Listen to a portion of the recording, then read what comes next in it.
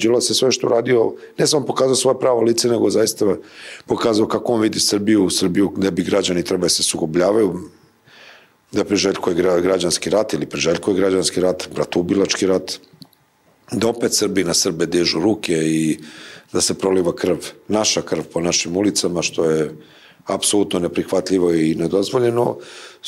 I mogo bi zaključiti tim da Dragan Đilas pokušava da opet sebe stavi u epicentar ovih protesta, odnosno da od studenta oduzme tu inicijativu, odnosno da se on nametne kao neko ko diktira tempo u zahtevima, okupljanjima, opozicijnom delovanju.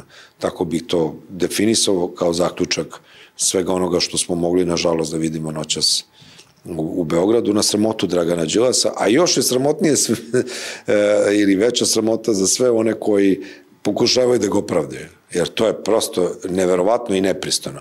Da vi branite nekog, njihov snimak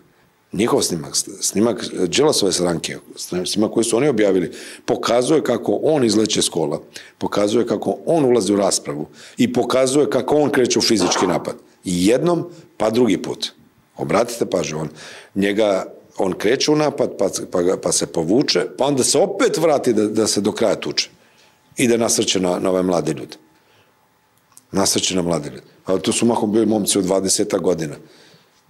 20 godina i Luka Petrović je bio tu koji je uspeo da mu kaže smiri se, ti si to što jesi, ali to ne znači da treba se tučeš i da praviš to što si nažalost ponovo napravio. Nasilnik jedan, čovjek koji misli da nasiljem može sve da reši. Nek svako zamisli kakva bi Srbija bila da opet u Srbiji odlučuje Dragan Đilas. Da li bi neko smeo da kaže neku reč suprotno njemu ili da čujemo drugačija mišljenja od onoga što Dragan Đilas misle da mora da bude apsolutno prihvaćeno ili obavezujuće za sve. Sramota Dragana Đilasa i velika sramota svih oni koji pokušavaju da ga opravdaju i relativizuju ono što je uradio. Vidim da je Picova se odmah javio, da ga brani i to mi je odmah znak da je sve iscenirano u strane da uvek imate te grupe za pritisak i podršku onima koji čine loše u Srbiji iz polja. To je nepisano pravilo. Brate pažnju kako će to ići već po uhodanom radosledu. Nadam se da